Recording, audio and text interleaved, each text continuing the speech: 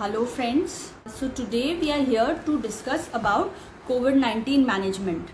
So आजकल इतनी difficult situation चल रही है और हम कोविड-19 को घर में मैनेज करना पड़ रहा है. सो आज का जो टॉपिक रहेगा हमारा वो आपके क्वेश्चंस तो इनवाइटेड हैं ही. मैं सिर्फ थोड़े से ऐसे क्वेरीज जो हो रही हैं, कॉमनली आस्क्ड हो रही हैं, या फिर जो लोग गलतियां कर रहे हैं होम मैनेजमेंट में, जो पैनिक आ रहा है, उसके लिए मैं अभी आपको वो सारे क्वेश्चंस और वो सारी चीज़ों के बारे में थोड़ा अवेयर कराने की कोशिश करती हूँ. सो फर्स्ट ऑफ ऑल, जो ये पैनिक सिचुएशन क्रिएट हो रही है कि अब सबको पता है कि कोविड, पहले तो ये था कि लोग एक्सेप्ट करने को नहीं तैयार थे, बट अब एक्सेप्टेंस आ रहा है कि I think Indu Pandey has joined, so I just invite her. Hi. Hi, good evening. Good evening. Yeah doctor Singh, आप कुछ बता रहे थे कि जो पैनिक सिचुएशन इस वक्त क्रिएट हुई उसके बारे में मैं सुन रही थी. हाँ जी. तो मेनली पहले तो ये था कि एक्सेप्टेंस नहीं थी, लोग अपना RT-PCR पॉजिटिव करा के, टेस्ट करा के तब आइसोलेट कर रहे थे. बट इतनी अवेयरनेस अब आ चुकी है कि लोगों को फर्स्ट डे अगर फीवर हो रहा है या कोई ऐसे सिम्टम्स आ रहे हैं तो आइसोलेट तो हो जा रहे हैं. That is a very good thing. First of all कि अपने रूम में जिस बंदे को फर्स्ट सिम्टम आता है उसको आइसोलेट हो जाना है, ताकि डिफरेंट फैमिली मेंबर्स जो हैं वो मतलब एक्सपोज कम से कम हो. हालांकि हो सकता है कि उनका एक्सपोजर हो गया हो. तो अब क्वेश्चन आता है कि लोग कहते हैं कि फिर हम क्या सबके टेस्ट करा लें और हम अपना कल टेस्ट करा लें. तो फर्स्ट या सेकेंड डे तो पॉजिटिव आएगा नहीं, तो वेट करना है हमें 4 डेज. तब तक मान के चलना है कि ये कोविड ही है और 4th डे को अपना टेस्ट कराना है. प्लस अगर फैमिली मेंबर्स को सिम्टम्स नहीं आए हैं तो वो टेस्ट नहीं कराएंगे, बट हाँ वो बाहर जाकर और लोगों को एक्सपोज नहीं करेंगे, क्योंकि हो सकता है कि हमारी फैमिली कोई पॉजिटिव है तो हमें मतलब भाग के अपना टेस्ट कराने की इतनी जरूरत नहीं है अभी, अगर हम ठीक लग रहे हैं तो. हाँ, अगर आप ठीक लग रहे हैं तो आपको टेस्ट नहीं कराना है, लेकिन आपको भी अवेयर रहना है कि आपको कोई सिम्टम तो नहीं आ रहा है. और आपको बाहर वालों से अपना जो कट ऑफ करके होम आइसोलेशन आजकल सभी का चल रहा है वो मेंटेन करना है, डिस्टेंसिंग मेंटेन करनी, even with those who are coming at home. अगर आपका कोई डिलीवरी बॉय भी आ रहा है घर पे तो आप मास्क पहन कर ही सामान लें, क्योंकि घर बैठे भी लोगों को हो जा रहा है. ठीक है. ओके. कई बार ऐसी चीजें भी होती हैं कि जैसे डॉक्टर कुछ प्रोटीन विटामिन किसी को रेकमेंड करते हैं. मेरी फ्रेंड ने मुझे बताया, अरे डॉक्टर ने मुझे ये बोला है, तो क्या मुझे उसकी प्रिस्क्रिप्शन फॉलो करनी चाहिए या मुझे अलग से डॉक्टर को दिखाना चाहिए? नहीं. हाँ, गुड क्वेश्चन. अगर आपको सिम्टम्स आ गए हैं कोविड के और आपको ये फॉर 99% श्योर है कि हाँ हमें कोविड ही है, तो क्या होता है कि हम अपने फ्रेंड्स को बताना शुरू करते हैं, या जो रिकवर हो चुके हैं उनसे कांटेक्ट करते हैं.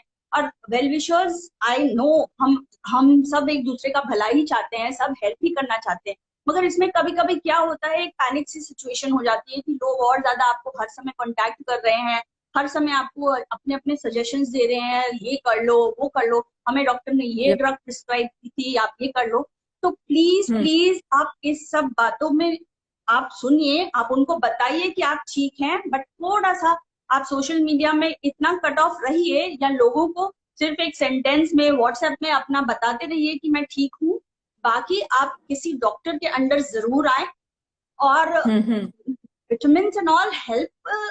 देखिए, आपकी इम्यूनिटी जो पहले से थी वो ज्यादा हेल्प करती है. तो अगर आप विटामिन पहले से ले रहे थे, आपकी इम्यूनिटी अच्छी है, वो तो हेल्प करेगी. उस समय अर्जेंटली अगर आपने ये विटामिन वो विटामिन ले लिया तो वो बहुत ज्यादा कुछ नहीं करने वाला, बस एक फील गुड फैक्टर देगा. मेन जो ट्रीटमेंट वो पैरासिटामॉल है. फीवर आ रहा है, पैरासिटामॉल लेना है. बॉडी एक हो रहा है, पैरासिटामॉल लेना है. और बाकी जैसे जैसे डिजीज प्रोग्रेस करती है वैसे वैसे आपका डॉक्टर आपको गाइड करते रहेगा. ओके. और कई बार क्योंकि हम सबके पास स्मार्टफोन है और हम सब गूगल भी करने लग जाते हैं कि ऐसे में क्या करना चाहिए, तो वो भी अवॉइड करना चाहिए या दैट इज ओके जब हम गूगल डॉक्टर को ढूंढने लगते हैं? नहीं, वही आजकल सब गूगल डॉक्टर बन रहे हैं, और हमने देखा है कि हमने आयुर्वेदिक काढ़े और स्टीम और ये सब की भी हद मचा रखी है. जबकि कुछ भी डॉक्यूमेंटेड नहीं है, कुछ भी ऐसा नहीं अभी तक वो हुआ है कि ये चीज इसमें इफेक्टिव है। तो ठीक है, जो फील गुड फैक्टर्स वाली चीजें हैं जो आपको पहले से पता है, आप थोड़ा बहुत कर सकते हैं, मगर प्लीज ऐसी या चीजें ना करें जो कि डिटोरेशन करा सकती हैं। So always always be under medical supervision. और अब डिजीज का जो प्रोग्रेस है उसका अवेयरनेस होना बहुत जरूरी है, क्योंकि क्या हो रहा है कि अब की बार जो वेव आई है उसमें कोविड बहुत लंबा चल रहा है, 10 से 15 दिन का टाइम होता है। और हो हाँ सकता है 5-6 डेज आपको शुरू में बहुत माइल्ड फीवर आ रहा है, 99-100, और वो आपको ओके लग रहा है कि मैं तो बहुत अच्छा कोप अप कर, बट जाके सिक्स डे पे बहुत लोगों की ऑक्सीजन डिप करने लगता है, या तबीयत खराब होने लगती है, ब्रेथलेसनेस होने लगती है। इसीलिए इट इज वेरी इंपॉर्टेंट कि आप किसी डॉक्टर के टच में रहें। फर्स्ट ऑफ ऑल अपना डेली अपडेट करते रहें, अपनी टेम्परेचर एंड ऑक्सीजन चार्टिंग करते रहें मॉर्निंग इवनिंग शुरू में। 6th डे में 3 बार दिन में कम से कम करें। और अगर आपका ऑक्सीजन सैचुरेशन 95 के ऊपर रह रहा है तो वेरी गुड। थोड़ा भी डिप कर रहा है तो आप 2-2 3-3 घंटे पे भी ऑक्सीजन चार्टिंग कर सकते हैं। और 92-93 के नीचे थोड़ा सा ये होता है कि डॉक्टर को, मतलब आप वीडियो कंसल्टेशन के भी या फिर कुछ आप प्रेपरेशंस रखें, लेकिन उसमें भी पैनिक मत आने दें, क्योंकि panic is the main thing which is leading to सारा जो प्रॉब्लम्स हो रही है। क्योंकि आप ऐसे भी देखिए, अगर आप बहुत ज्यादा एंजाइटी में होते हैं तो आपको वैसे ही कभी कभी ब्रेथलेसनेस होने लगती है, शैलोनेस ऑफ ब्रेथ होने लगती है। उस बिल्कुल पैनिक की वजह बिल्कुल से ऑक्सीजन आपका वैसे ही कम हो जाता है, क्योंकि आपकी डीप ब्रीदिंग हो ही नहीं रही। कहा जाता है कि ओ प्राणायाम करो, प्राणायाम फायदा करता है। तो आपने अगर प्राणायाम के वीडियोस देखे, आप घर में कर रहे हैं, उतने तक ठीक है, फायदा करेगा। बट आप उस समय जब पैनिक करते हैं तो आप डीप ब्रीदिंग भी नहीं कर रहे हैं, तो उसकी वजह से आपका ऑक्सीजन और सफर करने लगता है।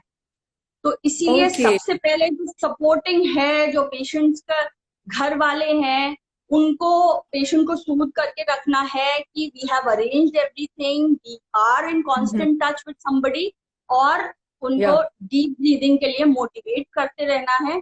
और हो सके तो सुबह शाम प्राणायाम तो बहुत, अगर आपकी तबीयत मतलब वैसे भी थोड़ा सा फीवर भी हाई आ रहा है या क्या, प्राणायाम तो आपको करना ही चाहिए morning evening, specially deep breathing, और कुछ नहीं कर पा रहे।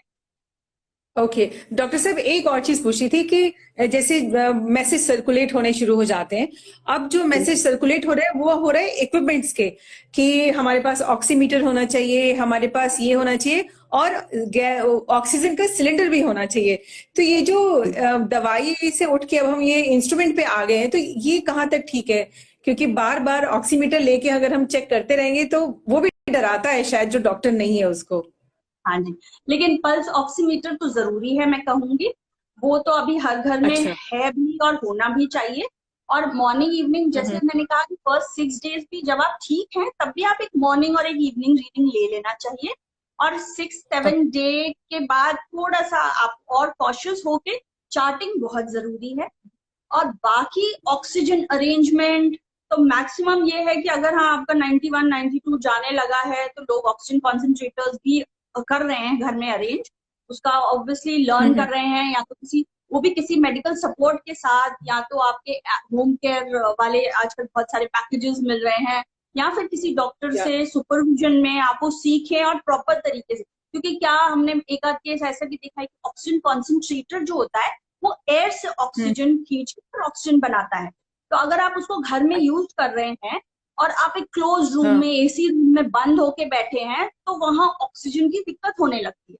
तो इसीलिए well ventilated room is also very important. Otherwise also आपको अच्छे वेंटिलेशन में रहना चाहिए मॉर्निंग इवनिंग। अगर आपके पास बालकनी है या कोई खिड़की है तो आप खोलकर उसके अच्छे से वहां बैठना चाहिए। और नहीं तो फिर अगर आप ऑक्सीजन कॉन्सेंट्रेटर यूज कर रहे हैं तो रूम आपका एयरी होना चाहिए। तो वो भी बहुत ओके। इंपॉर्टेंट अच्छा, पॉइंट है। जैसे आप ये भी आपको कहते हैं सिलेंडर कि होल्ड करने डॉक्टर। की जरूरत नहीं है भाई। अगर आपको है, ओके अगर आप सुपरविजन में, तो जब आपको जरूरत होगी जो, तो आपका डॉक्टर आपको उस हिसाब से गाइड करेगा। ओके। जैसे अभी ये बोलती हैं कि जैसे आपने बोला कि कमरे खोल के रखनी चाहिए, खिड़कियां खुली रहनी चाहिए, और दूसरी तरफ ये भी अब बात हो रही है कि अब जो आया है वायरस म्यूटेंट है वो हवा में है, तो अब थोड़ा सा अलग तरह का डर हो गया है कि हवा में है तो कहीं खिड़की से ना आ जाए, तो ये कई बार डाउट होता है। देखिए, एक ये भी मिसकंसेप्शन है कि बाहर जाके आप जो हवा ले रहे हैं उसी में है। हवा ले रहे हैं हाँ। उसमें नहीं, आप किसी पर्सन के सामने जो कि कोविड इन्फेक्टेड है या फिर एसिम्टोमेटिक है, अगर उससे आप हम्म 1 मीटर की दूरी पे भी हैं, तब आपको हम्म। रिस्क है कि वो जो सांस भी ले रहा है उस समय आप बहुत एक्सपोज हो रहे हैं। और अगर उसने खांस दिया या कुछ जोर से एयर लेट आउट की, तब आपको ज्यादा रिस्क है। तो distancing from people is more important then just going. अगर आप एकदम खाली सड़क पे हैं तो ऐसा एयरबॉर्न नहीं है कि आपको कहीं से लग जाएगा। बट हाँ, वहां पे एक आदमी है जो आपके बगल में चल रहा है और ये वो एसिम्प्टोमेटिक कैरियर है, तो उससे, और उसमें भी आपका अगर 5-10 मिनट का उससे कुछ बात हुई है या सामने एक्सपोजर हुआ है, तब आपका एक्सपोजर लेवल्स बढ़े। ओके। एंड जब लॉकडाउन होता है तो बहुत सारे, जैसे मैं भी हूँ, अब मॉर्निंग वॉक करने से थोड़ा डर लगता है। तो क्या मॉर्निंग वॉक के लिए जाना चाहिए, या लॉकडाउन मतलब घर में ही रहना है मुझे? मॉर्निंग वॉक आइडियली वही है कि आप निकलेंगे, आपका पड़ोसी भी निकलेंगे और अगल बगल वाले भी अगर निकलेंगे, तो वही आप सब निकलेंगे और आपस में अगर आपका डिस्टेंस उतना नहीं बन पा रहा है, तो दैट इज अ प्रॉब्लम। अगर आप कोई हाँ। बहुत अकेली जगह पे एकदम सुबह सुबह जाकर थोड़ा वॉक करके आ रहे हैं, वो दूसरी बात है, उसमें फिर भी एक सेफ्टी लेवल है जब तक आप किसी पर्सन के कांटेक्ट में नहीं आ रहे हैं। और नहीं तो फिर आप घर में भी वही, जैसे मैंने कहा, किसी विंडो के पास, कहीं बालकनी में थोड़ा आउटडोर्स देखना भी क्योंकि जरूरी है। और कहीं आप हम्म। अपना एक्सरसाइज लेवल बैठकर आप बालकनी में योगा कर लीजिए, वो आपके लिए बेटर। और ये जो कोविड मैनेजमेंट की टाइम में बार बार ये कहा जा रहा है कि बहुत ज्यादा कोविड की न्यूज भी नहीं देखनी चाहिए, तो क्या ये हमारे मेंटल प्रेशर को मदद करता है अगर हम थोड़ा सा न्यूज देखना कम करें तो? न्यूज तो ऑब्वियसली, अगर कहीं से भी हमारे पास पैनिक वाली न्यूज आ रही है या कोई सिमिलर केस आ रहा है कि उसका जाके एड देखो, ऐसा हो गया वैसा हो गया, तो आदमी का मोरल डाउन होता है और उससे उनका जब पैनिक आता है तो ब्रेथलेसनेस एंड ऑक्सीजन कंसंट्रेशन गिरने के चांसेस ज्यादा रहते हैं। तो ऑब्वियसली बिल्कुल। पॉजिटिव न्यूज, आपके घर में अगर कोई कोविड केस है, आइसोलेटेड है, आप ठीक हैं, तो आप घर में पॉजिटिविटी बना के रखें, वो भी बहुत इंपॉर्टेंट है। और वो एक ट्रीटमेंट का पार्ट है, क्योंकि psychological treatment, treatment from your subconscious is also very essential. आपको जब या हो भी जाता है तो पर्सन, आई नो, बहुत साइकोलॉजिकली लोगों को हो जाता है, डर तो आ ही जाता है कहीं ना कहीं इतनी सारी चीजें हाँ। सुनने के बाद।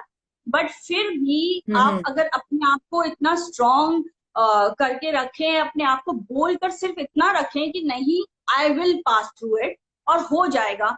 और 15 दिन के लिए प्रिपेयर्ड रहें। क्या होता है, 5-6 दिन जब बुखार आता है तो आदमी वैसे ही दवाइयां लेके मुंह कड़वा हो रहा है और तबियत खराब हो रही है और पता नहीं मैं ठीक होऊंगा कि नहीं, और उसके बाद अगर थोड़ा भी ऑक्सीजन डिप किया 6 डे पे, तो वो और ज्यादा प्रेशर में आ जाते हैं। तो ये सारे हम्म। प्रेशर्स को हटाकर अपने मन को पहले से ही तैयार रहना है कि इस टाइम पे जो डिजीज है उसका ड्यूरेशन थोड़ा सा लॉन्ग है। लोगों को 15 दिन पूरे पूरे लग रहे हैं, फीवर भी अप डाउन हो रहा है, स्पाइक आ रहा है 8-9 डे भी, और या ऑक्सीजन लेवल्स भी 6-7-8-9 डे पे थोड़ा सा ज्यादा मॉनिटर करने पड़ रहे हैं।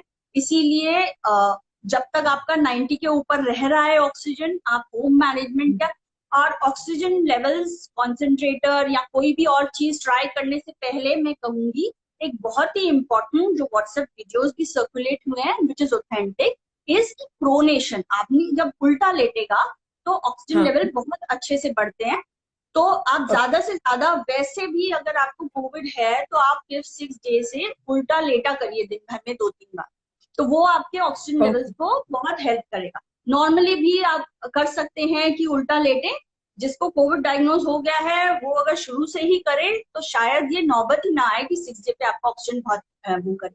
और अगर प्रोनेशन करने के बाद भी थोड़ा कभी कभी जैसे डिप कर रहा है कि 90 जा रहा है और फिर 91 हो रहा है, तो आप बीच बीच में जी। टैपिंग भी कर सकते हैं। तो टैपिंग में आपका चेस्ट पे ऐसे ऐसे करके, या कोई और मास्क पहन के, आप भी मास्क पहने हो, कोई और आपकी हेल्प कर दे अगर आपका फीबल फील कर रहे हैं, नहीं तो आप खुद भी हम्म। या तो चेस्ट पे एंड बैक पे दोनों जगह टैपिंग 5-5 मिनट तक, 10-10 मिनट तक टैपिंग करते रहेंगे, वो भी बहुत हेल्प करता है। तो ये दो चीजें हैं जो किसी भी ऑक्सीजन थेरेपी से पहले अगर की जाए तो हेल्प करती हैं पेशेंट को। तो उल्टा लेटना ठीक। तो आई थिंक ये मतलब आ जाना चाहिए हर जगह एक मेडिकल एडवाइस की तरह, प्रिस्क्रिप्शंस में कि pronation is very very important. Okay एक चीज और कि जब हम सोचते हैं कि पेड़ पौधों से घिरे हुए हैं तो यहाँ से हमें अच्छे से ऑक्सीजन मिल रही होती है, तो जो सिलेंडर में ऑक्सीजन आती है और जो हवा में जो हम सांस ले रहे हैं, तो क्या वो दोनों एक ही होती हैं? देखिए, वो तो हवा में 21% ऑक्सीजन होती है और वो जो सिलेंडर में है वो कॉन्सेंट्रेटेड ऑक्सीजन होती है। तो वो आपको हेल्प करने के लिए कॉन्सेंट्रेटेड ऑक्सीजन दी जाती है कि वो आपके, क्योंकि अब्जॉर्प्शन कम हो रहा है आपके लंग्स में, तो आपको एक थोड़ा सा ज्यादा कॉन्सेंट्रेशन में पहुंचेगा तो आपको ब्रेथलेसनेस का सिम्टम्स दूर करेगा और आपको अपना वही वायरस को फाइट करने में, इनफैक्ट लंग्स को क्लियर करने में जैसे हेल्प करेगा। ओके और एक चीज और मुझे ऐसा लगता है कई बार कि जैसे काढ़ा की बात हो रही है, तो कई लोग काढ़ा से ही अपने दिन की शुरुआत करते हैं और हर बार, जैसे मैं अभी तो नहीं लेकिन पहले किसी के घर जाती थी तो लोग ऐसे बोलते थे कि पहले हम काढ़ा पियेंगे फिर हम चाय पियेंगे। तो ये दोनों चीजें साथ साथ कितनी, मतलब क्या हमें फायदा पहुंचाती है या ओके है? आई डोंट थिंक कि बिना सिम्टम्स के काढ़ा भी एक पावरफुल आयुर्वेदिक दवाई की तरह हो। तो अगर एसिम्टोमेटिक आदमी, अब हम घर बैठे वैसे ही कुछ दवाई शुरू कर दें कि हमें कोविड ना हो जाए तो हम पैरासिटामोल ले लें, पैरासिटामोल आपका सिर्फ फीवर दबाता है लेकिन वो आपको वैसे बेनिफिट नहीं करने वाला है। तो इसीलिए उसको भी मतलब एकदम ऐसे लिबरली कोई भी एसिम्टोमेटिक पर्सन को नहीं यूज करना चाहिए। जब आपको सिम्टम्स हो और आपको सिम्टोमेटिक रिलीफ के लिए काढ़े की जरूरत लगती है, जैसे आपको गले में खराश है, बहुत ज्यादा तकलीफ है, तब आप वो काढ़ा यूज कर सकते हैं। मतलब ऐसा नहीं है कि काढ़ा पीते अगर हम ठीक है फिर भी हम काढ़ा पीते चले जा रहे हैं। नहीं, तो वो नहीं हेल्प करता है। हेल्प क्या है, बल्कि उनको नुकसान भी कर सकता है। इसीलिए ठीक में आई डोंट थिंक ये है कि तुलसी लीव्स जैसे कि एंटीवायरल होते हैं, तो आपको लगेगा कि हम रोज काढ़े में तुलसी के पत्ते डाल के पी रहे हैं तो हमें नहीं होगा इन्फेक्शन। तो तुलसी भी बहुत ही पावरफुल एंटीवायरल एंड एक मेडिकल एजेंट है आयुर्वेदिक, जिसको भी प्रॉपर यूज करने का तरीका ही आधे लोगों को नहीं पता होता है। तो वो भी अगर आपको करना है तो आप एक आयुर्वेदिक पर्सन जिनको नॉलेज है उनसे पूछ कर करिए। और जैसे हमारी पहली प्रथाएं बनी हुई है कि संडे वेंसडे को तुलसी का पत्ता नहीं तोड़ो, वाई? क्योंकि कांस्टेंट यूज नहीं होना चाहिए ये सब चीजें। तो आप अगर ले भी रहे हो एज प्रिवेंशन तो हफ्ते में एक बार दो बार ले सकते हो, बट आपको डेली काढ़ा पीने का या डेली तुलसी पत्ता खा रहे हो ये भी नहीं होना चाहिए। तो ये एक साउंड मेडिकल एडवाइस, इसमें भी आपको एक आयुर्वेदिक डॉक्टर से अगर आप साउंड मेडिकल एडवाइस देंगे of how to use these thing, that is more advice. और आजकल अभी जैसे स्टेरॉइड्स हैं या फोन पे आती हैं या वर्बली लोग एक दूसरे को सलाह देते रहते हैं कि मुझे तो डॉक्टर ने ऐसा बताया, तुम भी ऐसा ट्राई करके देखो। तो आई डोंट थिंक सो कि ब्लाइंडली फॉलो करना चाहिए सब चीजों को। नहीं नहीं, बिल्कुल नहीं, ब्लाइंडली नहीं फॉलो करना चाहिए। और सबको थैंक यू फॉर एडवाइस बोलकर, बिकॉज यू नो कि वो आपके वेल विशर्स हैं, कोई भी ऐसे नहीं आपको कहेगा। बट देन कभी कभी क्या होता है कि वेल विशिंग में ही एक दवाई जो एक आदमी को सूट कर रही है वो दूसरे को ना सूट करे तो वो नुकसान भी पहुंचा सकती है। जैसे स्टेरॉइड्स है, स्टेरॉइड आजकल आ गया है कि सबको पता चल गया है कि अब ये ना मेन स्टे ऑफ ट्रीटमेंट है स्टेरॉइड में, उसमें कोविड में, तो आपको स्टेरॉइड्स खाने ही चाहिए। तो लोग क्या कर रहे हैं कि फर्स्ट 6-7 डेज जब वायरस का एक्टिव रेप्लिकेशन फेज होता है उसी में अपने एक दूसरे की, मेरी फ्रेंड बोली कि उसका फीवर एकदम उतर गया था तो उसने अपना डोज मुझे भेज दिया और मैंने स्टार्ट कर दिया, तो वो आपको नुकसान पहुंचा सकता है। कब स्टेरॉइड की जरूरत है आपको, ये सिर्फ एक डॉक्टर ही डिसाइड कर सकता है। वो एक डबल एज तलवार की तरह है जो काम तो करेगा जब वक्त आए, मगर उल्टा नुकसान भी कर सकता है अगर आपने उसको गलत यूज कर लिया। तो ये सब अगर हम ध्यान देना है। कोई अगर सिम्टम नहीं है तो इन सब चीजों के पीछे भागने की इसका मतलब हमें जरूरत नहीं है। नहीं, सिम्टम नहीं है तब तो बिल्कुल नहीं, लेकिन अगर हम मैनेजमेंट की भी बात करें तो हमें सिर्फ proper medical advice from a doctor और अ ट्रेन्ड मेडिकल पर्सनल ही फॉलो करनी चाहिए।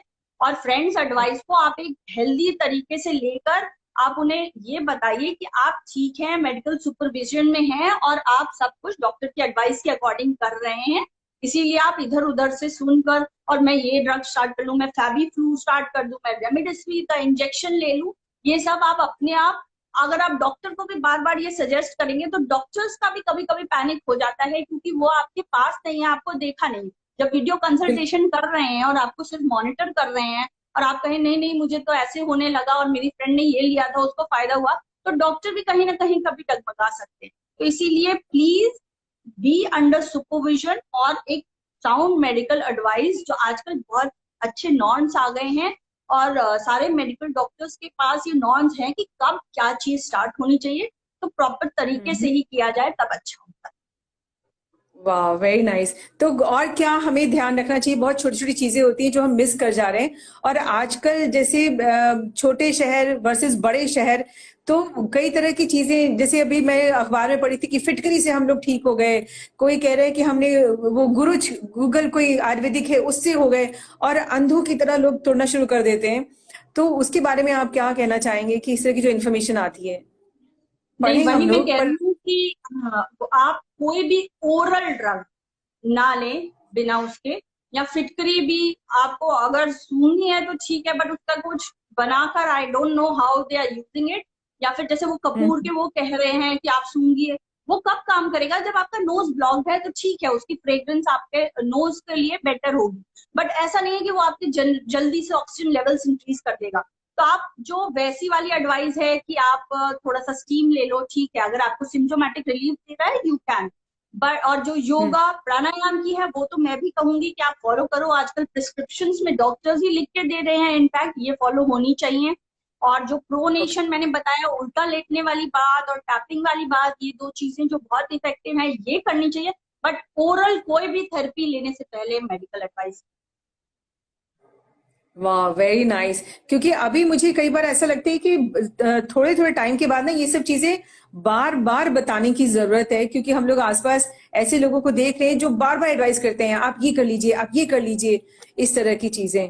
वेरी नाइस इन्फॉर्मेशन डॉक्टर साहब, बहुत यूजफुल है सारे के सारे। Thank you so much.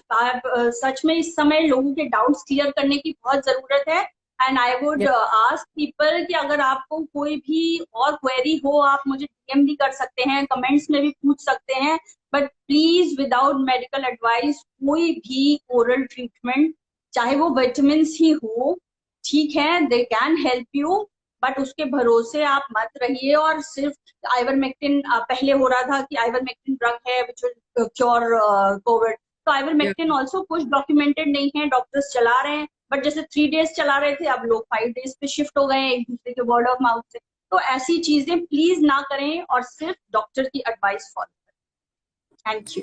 तो डॉक्टर की एडवाइस, डॉक्टर इंदु के साथ हम इसी तरह से आते रहेंगे, अलग अलग टॉपिक पे बात करते रहेंगे। आप अपने सवाल हमें लिख के जरूर भेजिए। तो डॉक्टर इंदु, अभी जो हमारे पास जितने भी मैसेज आए मैंने अभी पढ़े, सब लोगों ने यही बोला, जैसे मोना कौशिक है और जया है, इन सब का यही कहना है कि बहुत ही इंफॉर्मेटिव थी सारी की सारी इंफॉर्मेशन जो आपने बताई, एंड आई एम श्योर कि लोगों को मतलब शायद ये बहुत हेल्पफुल होगी, क्योंकि डॉक्टर के मुंह से जब हम कोई चीज सुनते हैं ना तो थोड़ी तसल्ली होती है असल में। हाँ जी। अच्छा, किसी ने ये भी पूछा है कि after 15 days is it necessary to do the test again? So no, after 15 days if you are asymptomatic, जरूरी नहीं है कि आप टेस्ट दोबारा से कराएं, क्योंकि आरटी-पीसीआर कभी कभार 6 to 8 weeks तक भी पॉजिटिव होता है due to the dead virus या फिर वायरस के कुछ जो पार्टिकल्स होते हैं उसकी वजह से। इसीलिए आपको दोबारा टेस्ट कराने की जरूरत नहीं है। 15 days में अगर आप एसिम्प्टोमेटिक हो गए तो आप बिल्कुल ठीक। So stay safe and Okay. keep recovering. Keep the positive wave going. Yeah, thank you very much, Dr. Indu.